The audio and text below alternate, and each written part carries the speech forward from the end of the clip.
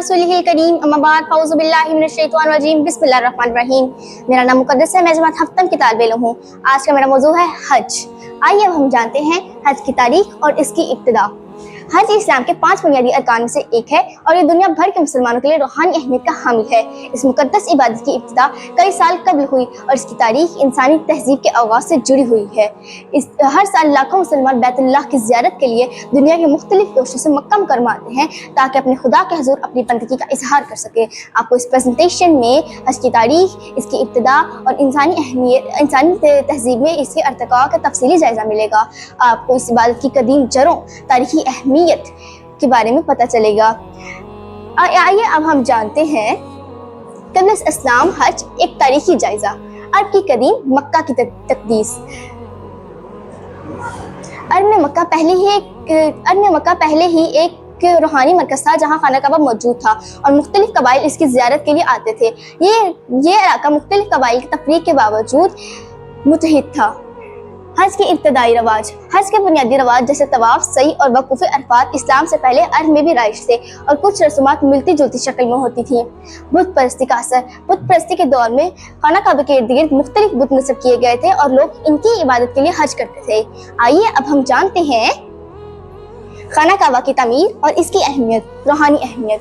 खाना काबा हर मुसलमान की इबादत का मरकज़ है जहाँ तमाम मुसलमान नमाज अदा करते हैं और हज के दौरान तवाफ करते हैं।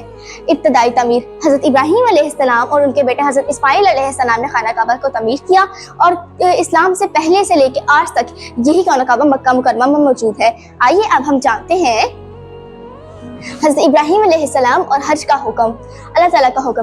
कुरान मजीद में अल्लाह ताला ने हज़रत इब्राहीम अलैहिस्सलाम को हुक्म दिया कि वो खाना काबा को कायम करें और अपनी औलाद को हज की इबादत की हदायत दें। आज भी हज की पैरवी। हम आज भी हज को हज़रत इब्राहीम अलैहिस्सलाम की तालीमात समझकर और अल्लाह ताला का हुक्म समझकर अदा करते हैं। आइए अब हम जानते हैं